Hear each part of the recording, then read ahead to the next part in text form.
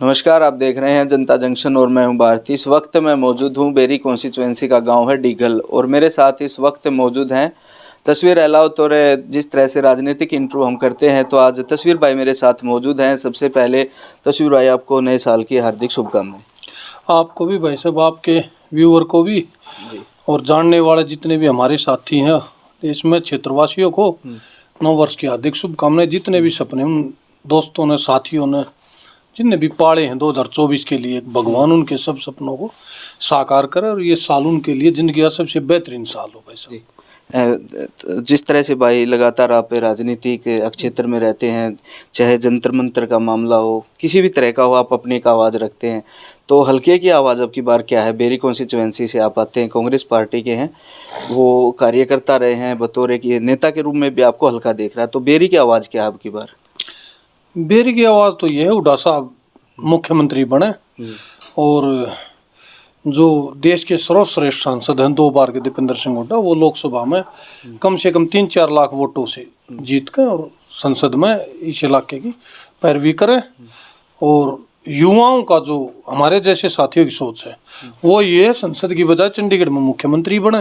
अब बाकी तो भाग्य तय करता है कैसे क्या है, लेकिन हम तो उनको सीएम के रूप में देखना चाहते दीपेंद्र सिंह हुड्डा को भाई। जिस तरह से गांव में हमने बातचीत की तो एक किसान पुत्र के रूप में आपका नाम लिया गया, क्योंकि हरियाणा में कहावतें होती हैं, कोई धरती पुत्र है, कोई गंगा पुत्र है। तो गांव के जो बड़े बुजुर्ग हैं वो बोलते हैं कि अगर तस्वीर बनता है तो एक गांव का बेटा बनेगा, नहीं कि कोई इस तरह से कोई मिलता नहीं, कोई दिल्ली निकल जाता है, कोई कहाँ चला जाता है। तो उसके बाद किसान पुत्र आपको बोला जाता है। किसान आंदोलन में भी मैंने आपको कई बार देखा कि चाहे डीगल टोल की बात हो, कहीं धरने की बात हो, तो किसान पुत्र के रूप में आपको जाना जाता है। किसान पुत्र गांव में ये जिक्र है। हाँ। किसान पुत्र का कई जगह आते वक्त भी बात करते हैं तो कहीं बैठते वहीं से ये बातें निकल के आती हैं। किसान पुत्र तो इसलिए कहते होंगे गांव के लोग, दरअसल हमारे गांव में एक बार किलाबंदी हो गई थी, तो गांव के रास्ते और धान्य जो थे उनके लिए हमने डीसी के पास या सरकार के पास बहुत घूमे। तो एक फसल हमने रोकने की सोच ली थी, भाई एक फसल मरेगी, अगली फसल गेहूं की बोलेंगे, धान की फसल नहीं बने, क्योंकि रास्ते जो खेतों के इधर दाने नहीं थे। तो उस टाइम पे एक फैसला लिया था, मन में जिला परिषद था, मेरे ऊपर बहुत विधाधिकार भी बनता था। मैं मेरे गांव ने बड़ा लाड चाव से जिला परिषद का मेंबर बनाया था। तो गांव में मैंने स्वैच्छिक अपनी उससे जो मेरे से योगदान हो सका, मेरी जेब से, जो मेरी अपनी कमाई से, उससे सारे गांव के धान्य और ये रास्ते खुदवाए थे। तो किसान पुत्र तो इसलिए कहते हैं, किसानों को जब 1-2 बार जब मेरे लायक कोई जरूरत पड़ी तो मौके पाया। दूसरा एक बार एक दाना खुदना था नहर से, तो वहाँ पर क्या है, मोटे तौर पर जमींदार के रूप में 3.5-4 किले आगे, मतलब जो दादा से जो जमींदारी आओ है तो 70 बीघा के जमींदार के हैं, तो 35 बीघा के हम हो गए 35 के चाचा। तो 35 में से मोटे मोटे 3.5-4 किले एकड़ मेरा बाटा आई और आगे खेत थे मेरे।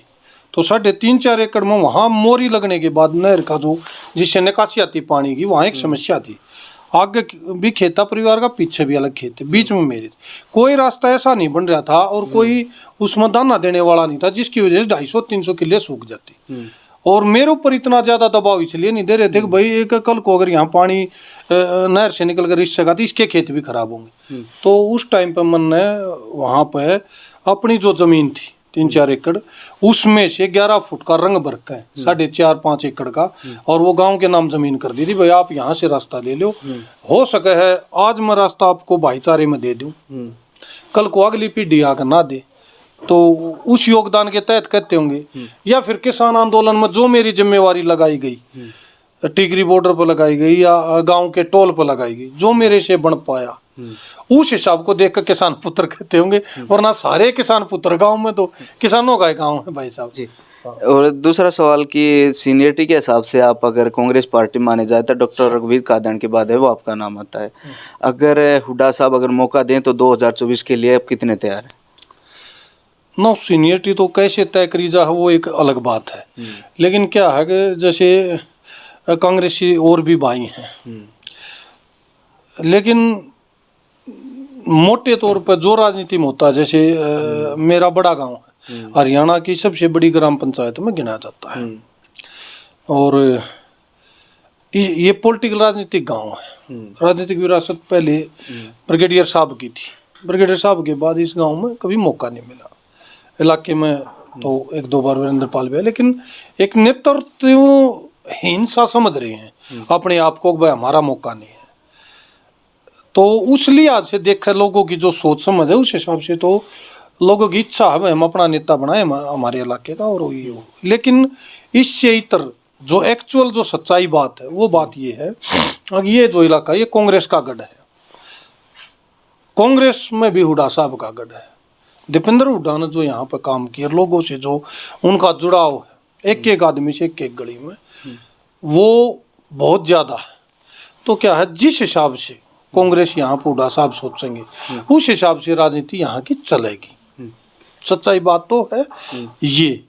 तो अभी तो उस चीज में क्या है, सोच रखना और अपने बच्चे को आगे बढ़ाना, अपना नेता बनाना, ये एक जनता की सोच होती है और होनी भी चाहिए। बड़ा गांव हो, उसमें कोई बड़ी बात नहीं होती। लेकिन मोटे तौर पे क्या है, उससे भी जो बड़ी बात है इतर, वो ये है कि सबसे पहले हर आदमी की नज़र में मुख्यमंत्री की कुर्सी है।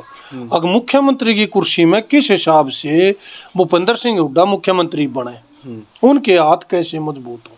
हम जैसे युवाओं की ये सोचा भाई दीपेंद्र हुड्डा कैसे मजबूत बने। सबके अपने रिलेशन होते हैं भाई, किसी के साथ। युवाओं की जो मांग है वो दीपेंद्र सिंह हुड्डा मुख्यमंत्री बने, और इलाके की जो मांग है उसमें भूपेंद्र सिंह हुड्डा मुख्यमंत्री बने और इस इलाके का विकास हो। मोटी मोटी बात ये है, उसके बाद सारी चीजें आती हैं। आपने जिस तरह से ना गढ़ का जिक्र किया, तो अहलावत खाब की काफ़ी वोट हैं और हर बार है वो ज़्यादा लीड मिलती है अहलावत की तरफ से। तो अब की बार है अहलावत भी ये चाहते हैं कि टिकट है वो अब की बार कहीं ना कहीं किसी युवा साथी को दी जाए। लगातार है तैयारी कर रहे हैं और कुछ लोग ये कह रहे हैं कि बेरी हल्का है वो बदलाव चाहता है। डॉक्टर साहब की एज भी हो गई है और उनकी तरह किसी और नए चेहरे को मौका दिया जाए। उसमें आपकी चाहे कोई राजनीतिक विश्लेषण किया जाए या कोई कहीं भी जिक्र आता है तो आपका नाम आता है। ये श्योर है कि आपकी बार है वो कहीं ना कहीं कांग्रेस पार्टी को सोचना होगा। दूसरी बात, जो अभी राहुल गांधी यहाँ आए थे उसके बाद है चर्चाएं शुरू हो गई हैं कि बेरी विधानसभा ही आखिरकार है वो आगे पीछे आ जाती है, इसी को गढ़ माना जाता है।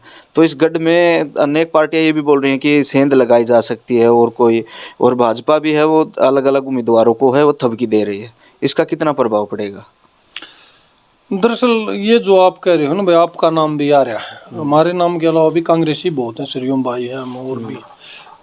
लेकिन यहाँ पे जो आवाज है ना, एक पर्टिकुलर आदमी की नहीं आ रही अभी जो आवाज है वो यही आवाज हुड्डा साहब जिसको भी देंगे राज लाने के लिए वही एमएलए बनेगा। सच्चाई तो ये है ग्राउंड पे, वो होती है कि इलाके के एक गांव की एक वर्कर की बात।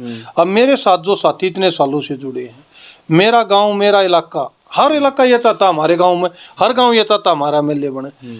कई गांव इसको डिजर्व भी करते हैं, बड़े गांव की तरफ नजर भी होती है। सारा गांव है, डिगल है, दुबड़दन है, बेरी है, तो बड़े गांव की तरफ नजर होती है, कोई बात नहीं। लेकिन मोटे तौर पर जो प्रायोरिटी है वो ये है हुड्डा साहब का राज कैसे आवे और हुड्डा साहब जिसको कहेंगे वो एमएलए बन जाएगा। सच्चाई बात मोटे मोटी ये है भाई साहब। रही राहुल गांधी जी वाली बात, राहुल गांधी ने जब ये पहलवान इतनी बड़ी लड़ाई लड़ रहे हैं एक सिस्टम के खिलाफ, एक अहंकारी आदमी के खिलाफ जो किसी ना किसी तरीके से सिस्टम की जोड़ों में घुस गया। सिस्टम में जब उस 3 बार बन लिया, उसके बाद वो चुनाव नहीं लड़ सका, उसके बाद अपने आदमियों को बढ़ाने लग गया। और फिर जब बनाता चुनाव में जीतता तो वो कहता दबदबा है, दबदबा रहेगा। तो उसका जो उसके प्रति रूप जो देश ने देखा, जंतर मंतर पे बैठ के लोग जैसा बता रहे थे वो सब चीजें साबित होगी। वो साबित होने के बाद देश के सामने ये समस्या थी, इन पहलवानों का अब रुख कौन करेगा, इनके दर्द को कौन समझेगा। उस दर्द को समझने के लिए राहुल गांधी जी आए इस अखाड़े में। वीरेंद्र आर्य जो वीरेंद्र दलाल जी हैं, इनके अखाड़े में, इस अखाड़े में से बहुत इंटरनेशनल पहलवान निकले हैं, नेशनल तो बहुत ज्यादा हैं। 2 ओलंपिक के वो निकले हैं जिन्होंने ओलंपिक में पार्टिसिपेट किया, दीपक पुनिया और बजरंग पहलवान।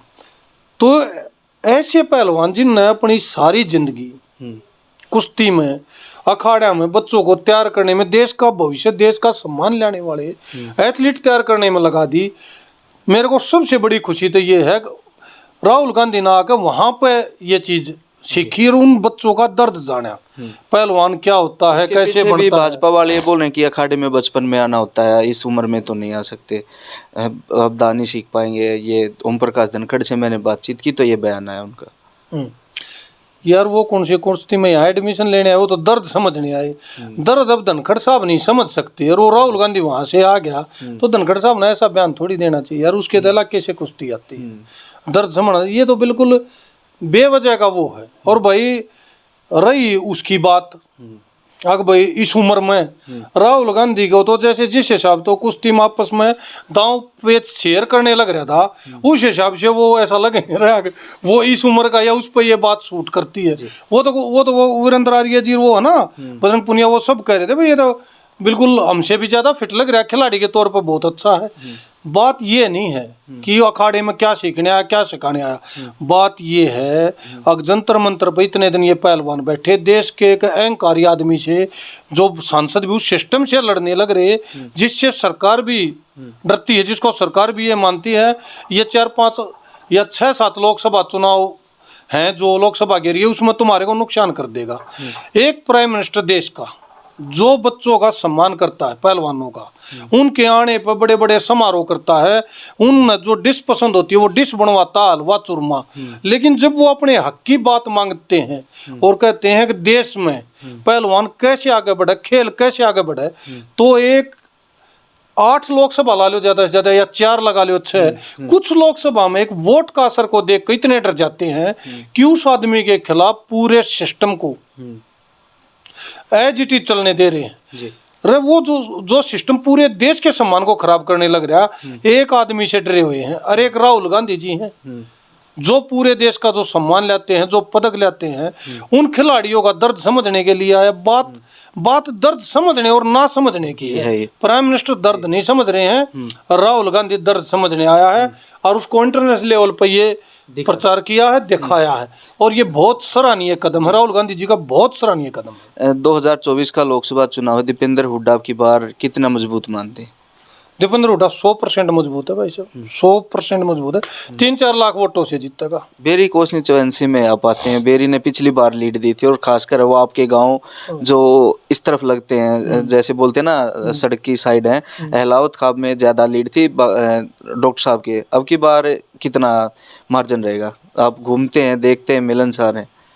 देखो क्या है, असर तो पूरे जिले में ही है, लेकिन मोटे तौर पे इस जिले में सबसे ज़्यादा जो लीड की बात आई थी, 3000 की लीड थी, वो हुड्डा साहब की थी, क्योंकि ये इस गांव का तो मोटे तौर पर आस पास के गांव का भी मन देखा है, 75% यहाँ मेरिट बेस पे हुड्डा साहब है, 25% में सारी पार्टी आ जाती, कभी कभार 80% में भी आ जाती। पिछली बार 7500 में थी, 7500 वोट पड़ी थी, 75% वोट जो था दीपेंद्र जी को आया था।